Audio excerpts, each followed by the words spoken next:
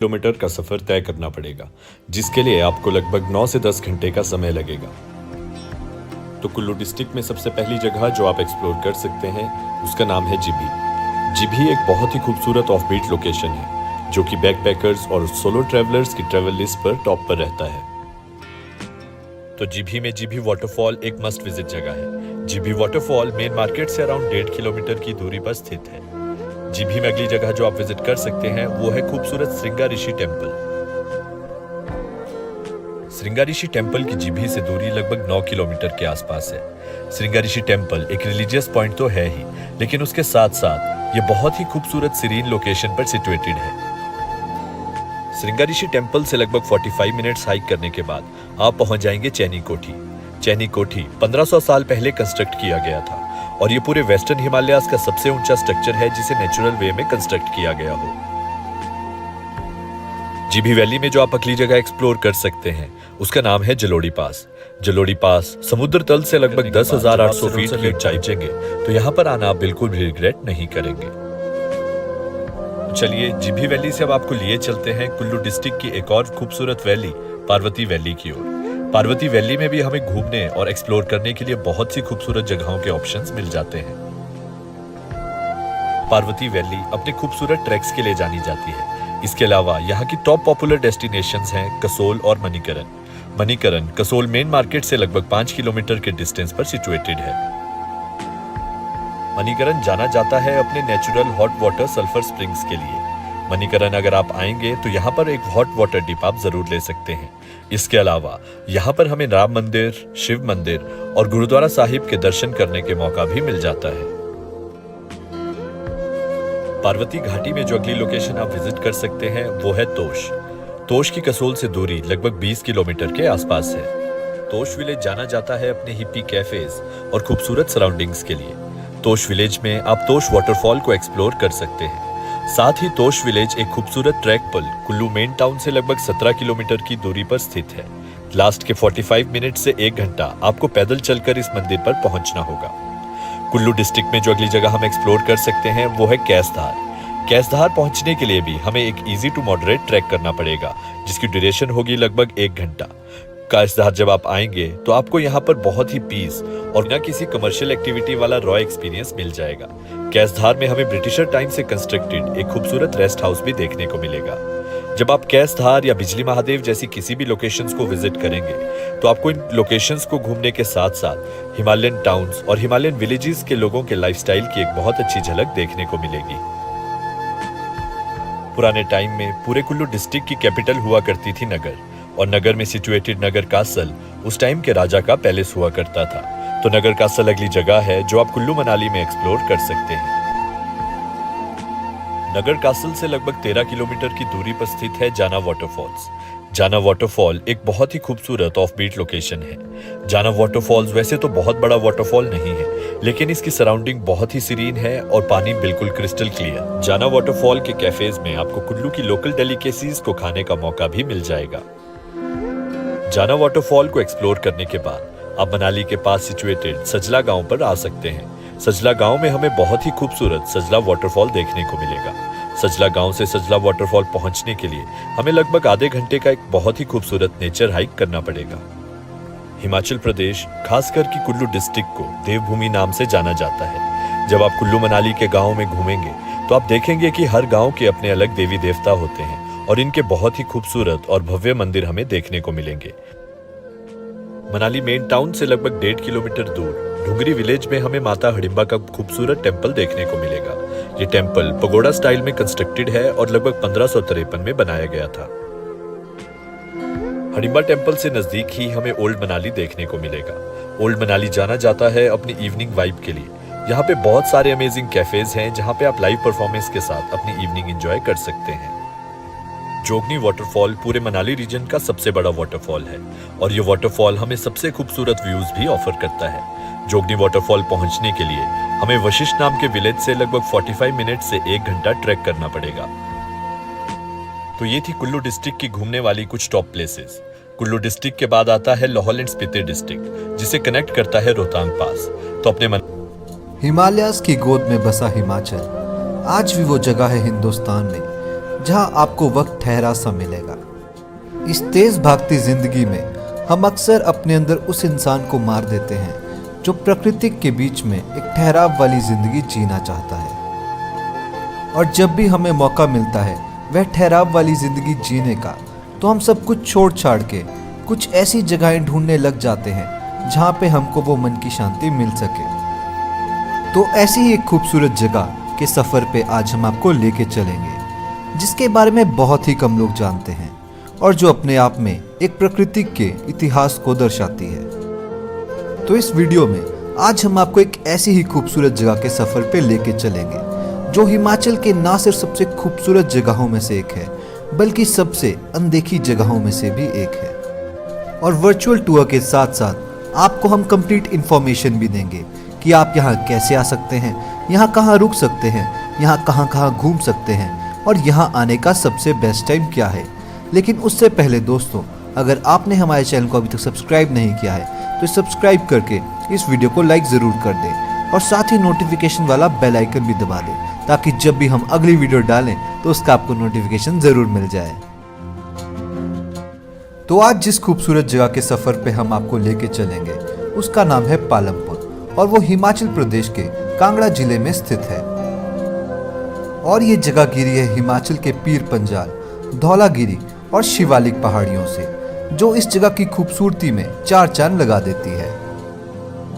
तो अब बात कर लेते हैं कि आप पालमपुर कैसे आ सकते हैं। पालमपुर दिल्ली से लगभग 480 किलोमीटर के डिस्टेंस पे है और ये दूरी आप वहां से वॉल्वो में कवर कर सकते हैं, जो आपको डायरेक्ट कश्मीरी गेट से पालमपुर तक छोड़ देगी। और अगर आप बाय एयर आना चाहते हैं तो बाय एयर आपको नियरेस्ट एयरपोर्ट पड़ेगा कांगड़ा में गगल एयरपोर्ट, जहां से पालमपुर की दूरी लगभग 40 किलोमीटर के आसपास है। और अगर आप हैं बजट ट्रैवलर तो हमारा आपको रिकमेंडेशन है कि आप दिल्ली से पालमपुर तक वॉल्वो बस ही लें, क्योंकि उसका किराया आपको 1000 से 1500 रुपए तक पड़ेगा।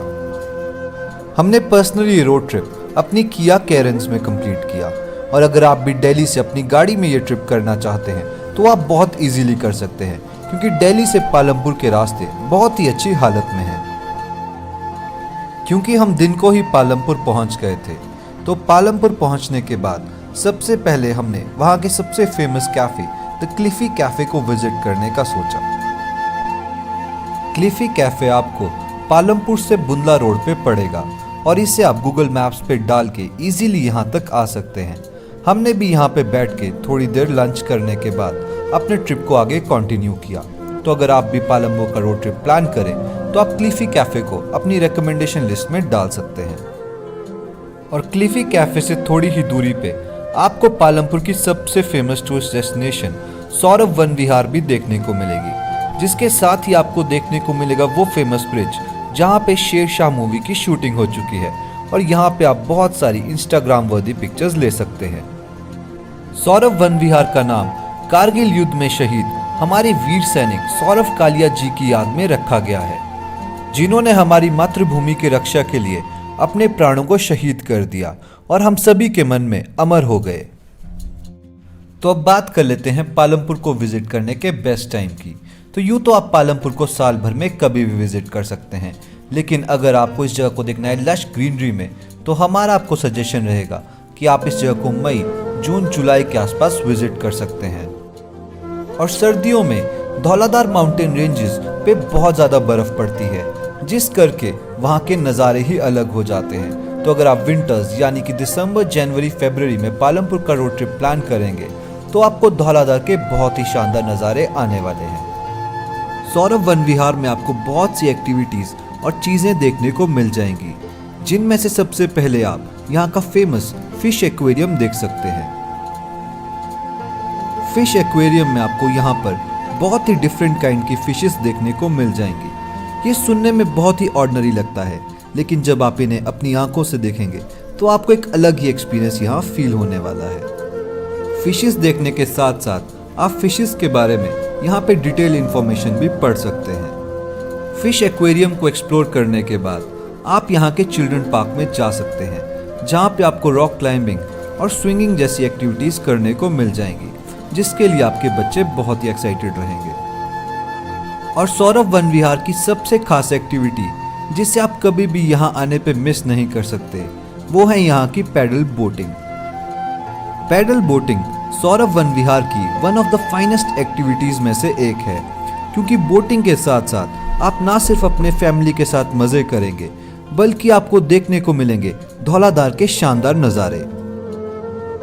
पैडल बोटिंग करने के बाद और सौरभ वन विहार में थोड़ा टाइम बिताने के बाद आप अपने ट्रिप की नेक्स्ट टूरिस्ट डेस्टिनेशन पे जा सकते हैं, जो है यहाँ का famous the Neugal cafe.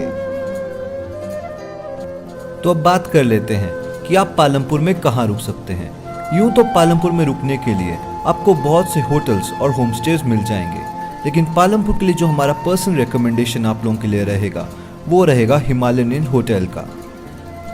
Himalayan इन की सबसे खास बात यह है कि ये पालमपुर में गुगार में बिल्कुल ही सेंट्रली लोकेटेड है।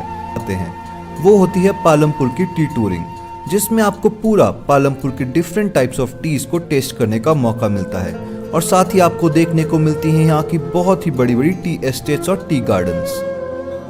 तो अगर आप भी पालमपुर का ट्रिप प्लान करें तो यहाँ के टी एस्टेट्स को ट्रैवल करना मिस ना करें।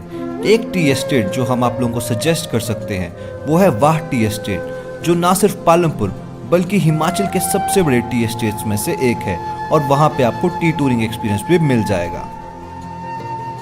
तो अब बात कर लेते हैं कि आप अपना पालमपुर का ट्रिप कैसे प्लान कर सकते हैं। आप दिल्ली से पहले धर्मशाला आ सकते हैं, जहाँ पे आप 1 और 2 दिन स्पेयर रख सकते हैं धर्मशाला के लिए। फिर आप पालमपुर 1 और 2 दिन रख सकते हैं स्पेयर। उसके बाद आप बीर बिलिंग और फिर बरोट को कवर कर सकते हैं। तो 4 से 5 दिन में आप इस रीजन की सभी मेन जगहें कवर कर सकते हैं। और इन सभी रीजन्स को कवर करने के लिए आपका मिनिमम बजट 8 to 10K के आसपास हो सकता है, क्योंकि इन सभी जगहों में आपको हॉस्टल्स मिल ही जाएंगे, जहां पे आपको शेयरिंग पे 300 रुपये बेडिंग की कॉस्ट पे एक बेड मिल जाता है। यहाँ पर रहने वाले लोगों के चेहरे में देखने को आपको एक अनोखा सा ठहराव मिलेगा। माना कि ये लोग शहर की सुख सुविधाओं से थोड़ा सा दूर होंगे, लेकिन अपनी कम सुविधाएं और कुदरत के पास रहने से ये लोग बहुत ही ज़्यादा खुश रहते हैं। तो एक ऐसी ही खूबसूरत जगह जिसका नाम बरोट है और जो हिमाचल के मंडी डिस्ट्रिक्ट में पड़ती है, उसके खूबसूरत सफ़र पे आज हम आपको लेके चलेंगे। और वर्चुअल टूर के साथ साथ हम आपको कंप्लीट इन्फॉर्मेशन भी देंगे कि आप यहाँ कब आ सकते हैं, यहाँ कहाँ घूम सकते हैं, यहाँ कहाँ रुक सकते हैं और यहाँ आने का सबसे बेस्ट टाइम क्या है। तो इस वीडियो को लाइक करके इस चैनल को सब्सक्राइब ज़रूर कर दें और साथ ही नोटिफिकेशन वाला बेल आइकन भी दबा दें, ताकि जब भी हम अगली वीडियो डालें तो उसका आपको नोटिफिकेशन ज़रूर मिल जाए। बात का ध्यान रखें कि धर्मशाला के बाद आपको बस या फिर टैक्सी का सहारा बरोट तक पहुंचने के लिए लेना ही पड़ेगा, क्योंकि बरोट एक बहुत ही हिडन और अनएक्सप्लोर्ड टूरिस्ट प्लेस है, तो वहां पे आपको बाय रोड ही जाना पड़ेगा। हमने पर्सनली ये ट्रिप मारुति स्विफ्ट में कंप्लीट किया था और हमने दिल्ली से पहले पालमपुर कवर किया, फिर बीड़ बिलिंग कवर किया और लास्ट डे हमने स्पेयर रखा था अपने बरोट वैली के लिए। तो बात कर लेते हैं इस जगह को विजिट करने के बेस्ट टाइम की। यूँ तो बरोट वैली को आप साल भर में कभी भी विजिट कर सकते हैं, लेकिन अगर आप हैं स्नोफॉल के दीवाने तो आपको विंटर्स यानी कि दिसंबर एंड और जनवरी में यहाँ पे स्नो देखने को मिल जाएगी। और अगर आपको ये जगह देखनी है लश ग्रीनरी में तो आपके लिए सबसे बेस्ट मंथ्स रहेंगे जुलाई और अगस्त के। लेकिन उस टाइम बस एक चीज़ का ध्यान रखें कि अगर ज़्यादा बारिश हो रही हो तो अपना ट्रिप वेदर फोरकास्ट के हिसाब से ही प्लान करें, क्योंकि हिमाचल में उस टाइम थोड़े बहुत लैंडस्लाइड्स बढ़ जाते हैं। हमने ये ट्रिप पर्सनली 12 अप्रैल के आसपास प्लान किया था, क्योंकि इस टाइम बाकी पूरे इंडिया में अब गर्मियां बढ़ने लग गई हैं, लेकिन बरोट का अभी भी टेम्परेचर आपको लगभग बहुत ही कम देखने को मिलेगा, जिस कारण आप यहाँ अपनी गर्मियों में भी टाइम स्पेंड करने के लिए आ सकते हैं। वो अक्सर कहा जाता है ना कि सफ़र खूबसूरत है मंजिल से भी ज़्यादा, लेकिन बरोट के इस रोड ट्रिप में आपको सफ़र और मंजिल दोनों ही बहुत ही खूबसूरत लगने वाले हैं। और अगर आप सही मायने में वो इंसान हैं जिसको एक रॉ ऑथेंटिक रोड ट्रिप का मज़ा आता है, तो दिल्ली से बरोट के रोड ट्रिप से बेहतर आपको क्या ही मिलेगा, क्योंकि इस रोड ट्रिप में आपको रॉनेस, नेचर और ख़तरनाक रोड्स के अलावा एक बहुत ही ब्यूटीफुल एंड डेस्टिनेशन भी देखने को मिलेगी और साथ ही मिलेगी मनचाही शांति जो शायद ही आपको कहीं और देखने को मिले। जब आप जोगिंदरनगर टू मंडी हाईवे पर ड्राइव कर रहे होंगे तो रास्ते में एक विलेज आएगा जिसका नाम घटासनी होगा और यहीं से रास्ता मुड़ेगा बरोट वैली के लिए।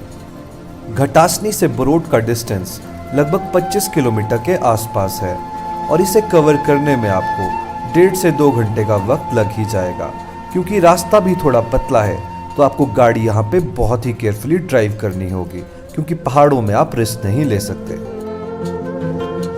और अगर आपके पास पहाड़ों में ड्राइविंग का एक्सपीरियंस नहीं है तो बेटर यही रहेगा कि आप जोगिंदरनगर या फिर पालमपुर से एक कैब रेंट पे लेके बरोट के लिए आ जाएं। हम लोगों को पालमपुर से बरोट तक पहुंचने में लगभग 5 से 6 घंटे का वक्त लग गया था, क्योंकि हम लोग रास्ते में थोड़ा रुक रुक के भी आए थे। तो अब बात कर लेते हैं कि बरोट ट्रिप के लिए आपको कितने दिन देने होंगे। अगर आप दिल्ली से यहाँ आ रहे हैं तो आप 4 से 5 दिन लेके चल सकते हैं। आप फर्स्ट डे में एक्सप्लोर कर सकते हैं धर्मशाला, सेकंड डे में पालमपुर, थर्ड डे में बीर बिलिंग और फोर्थ और फिफ्थ डे आप स्पेयर रख सकते हैं बरोट के लिए। और अगर आप हैं एक ट्रैक लवर तो बरोट से बेहतरीन जगह आपको मिल ही नहीं सकती, क्योंकि बरोट लाई करता है ओल्ड शेपर्ड रूट पे जो कनेक्ट करता है कुल्लू को कांगड़ा से। तो यहाँ से आप अनगिनत ट्रैक्स कर सकते हैं। बरोट वैली की पहली झलक देखते ही आपको इस जगह से प्यार हो जाएगा, क्योंकि वैली के दोनों तरफ आपको गांव दिखेंगे जो पुराने आर्किटेक्चर के बनाए हुए घरों से बने हुए हैं, और उसके बीच में बहती है उल रिवर जो इस जगह की खूबसूरती पे 4 चांद लगा देती है। हम लगभग शाम को 5 बजे के आसपास बरोट पहुंच गए थे और बरोट पहुंचने पे सबसे पहला काम हम लोगों ने अपने कैंप्स में चेक इन करने का किया। बरोट में स्टे के लिए जो हमारा पर्सनल रिकमेंडेशन आपके लिए रहेगा वो रहेगा कोजी नेस्ट कैंप्स बरोट। इस कैंप फैसिलिटी की सबसे खास बात यह है कि यहाँ पे रात को आपको बॉनफायर और म्यूजिक फैसिलिटी मिल जाती है, और इसके अलावा यहाँ पे आपको पर्सनल कैंप्स और स्विस कैंप्स भी मिल जाएंगे जिसमें आपको अटैच्ड वॉशरूम और बेड्स मिल जाते हैं। और इस कैंप की सबसे खास बात यह है कि ये कैंप नदी से बिल्कुल ही क्लोजली लोकेटेड है, तो आपको पूरी रात नदी की बहुत ही शानदार म्यूजिक वाली आवाज सुनने को मिलेगी। और एक और चीज जिसका आप लोगों को ध्यान रखना है कि नदी का पानी आगे बैरज से जुड़ा है, तो ये नदी कभी भी ज्यादा या फिर कम हो जाती है, तो इसलिए आप ध्यान रखें कि आप नदी से हमेशा दूर रहें, क्योंकि यहाँ पानी कभी भी एकदम से बढ़ सकता है। इस कैंपिंग का नंबर हम वीडियो में डाल देंगे, तो अगर आप बरोट का रोड ट्रिप प्लान करें तो आप इन्हें कॉल करके बुक कर सकते हैं, और हमारा वॉकिंग ऑनर रेफरल यूज करके आप यहाँ पे स्पेशल डिस्काउंट्स भी अवेल कर सकते हैं। कैंप में थोड़ी देर रेस्ट करने के बाद हम लोग बरोट मार्केट की ओर चले गए, जहाँ पे आपको बेसिक नीड की सारी चीजें मिल जाएंगी। और साथ ही बरोट मार्केट के साथ आपको बैरेज भी देखने को मिलेगा, जहाँ पे इकट्ठा हुए पानी का कलर बिल्कुल ग्रीन हो जाता है, जिसके कारण ये जगह और भी खूबसूरत लगने लगती है।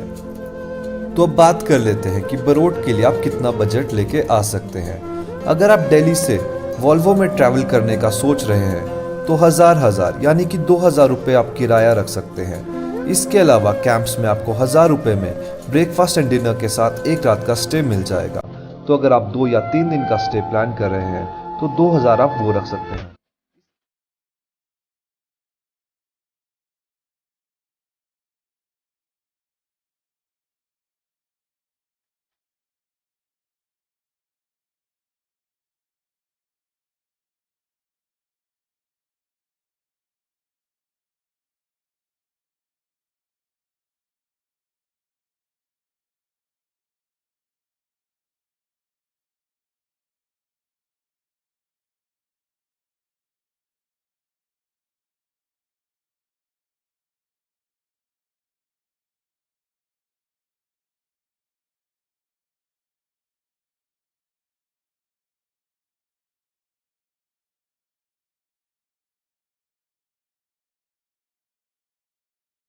का सौदा हुआ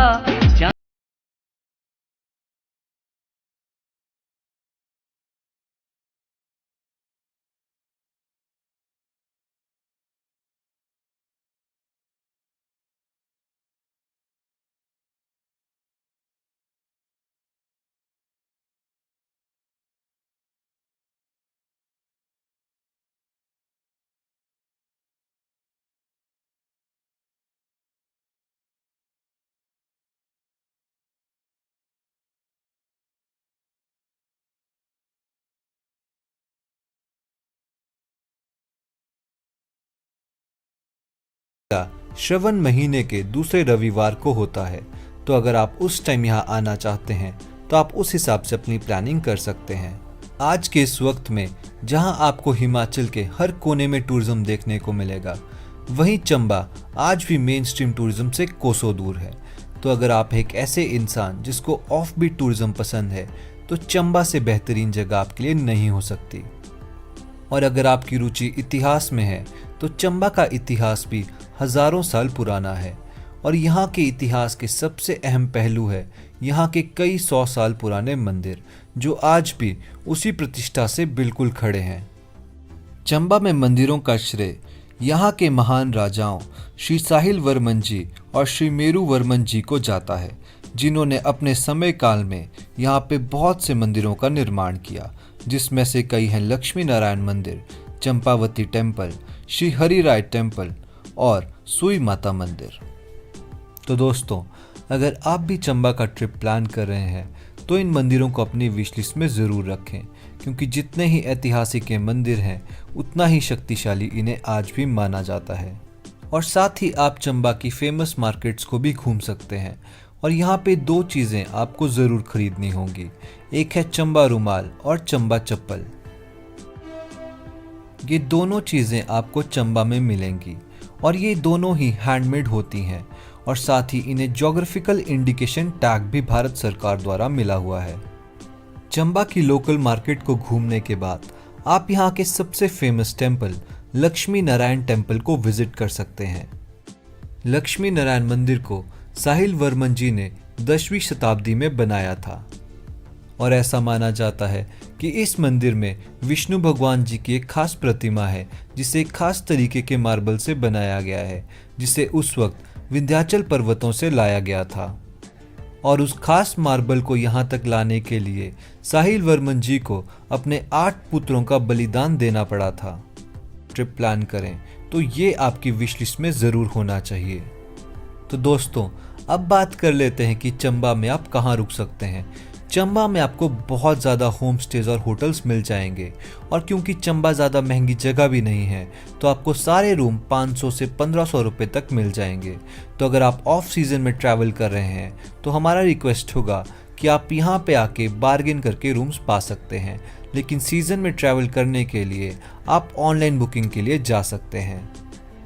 चंबा एक बहुत ही बड़ी डिस्ट्रिक्ट है जिसके अंदर आपको बहुत सी खूबसूरत जगहें जैसे कि भरमौर, खजियार, डलहौजी देखने को मिलते हैं।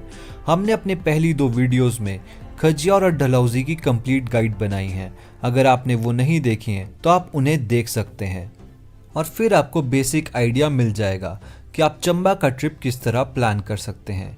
फर्स्ट डे आप डलहौजी विजिट कर सकते हैं और सेकंड डे भी आप वहीं रुक के वहाँ की लोकल साइट सीइंग कर सकते हैं।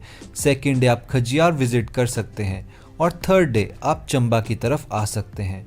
और अगर आपको ट्रिप अपना एक्सटेंड करना है तो आप भरमौर और भी जगहें चंबा के ट्रिप में ऐड कर सकते हैं। और अगर आपके पास ज़्यादा दिन है तो आप प्लान इस तरीके से कर सकते हैं कि फर्स्ट डे आप मैक्लोडगंज, धर्मशाला कवर करते हुए शाहपुर से डलहौजी के लिए आ सकते हैं और फिर खजियार चंबा कवर कर सकते हैं। तो आप इसी ट्रिप को अपना 7 to 8 डेज का ट्रिप भी बना सकते हैं। और एक और जगह जिसे लक्ष्मी नारायण मंदिर के बाद आप कवर कर सकते हैं वो है भूरी सिंह म्यूजियम, जो आपको सेंट्रली चंबा में ही देखने को मिलेगा। और दोस्तों, एक और चीज़ जो यहाँ पे बहुत फेमस है वो है मणि महेश यात्रा, जो चंबा से आगे भरमौर से शुरू होती है। तो अगर आप वो भी प्लान करना चाहते हैं तो वो भी आप कर सकते हैं। और उसके अलावा आप यहाँ पे चमेरा डैम को भी विजिट कर सकते हैं, जहाँ पे आप बोट राइड्स ले सकते हैं। तो दोस्तों, ये था हमारा खूबसूरत सफ़र चंबा जग बना देंगी, बल्कि आपको ज़िंदगी में कभी ना भूलने वाले सफ़र का एहसास करवाएंगी। चाहे बात हो चंबा के फेमस चौगान मैदान की, या फिर यहाँ के फेमस डलहौजी हिल स्टेशन की, या फिर खजियार जिसे मिनी स्विट्ज़रलैंड भी कहा जाता है, चंबा डिस्ट्रिक्ट में हर ट्रैवलर के लिए कुछ न कुछ ज़रूर है। चमेरा डैम में बोटिंग का अनुभव या फिर यहाँ की संस्कृति में रुचि, हर चीज़ के पीछे एक अनोखी कहानी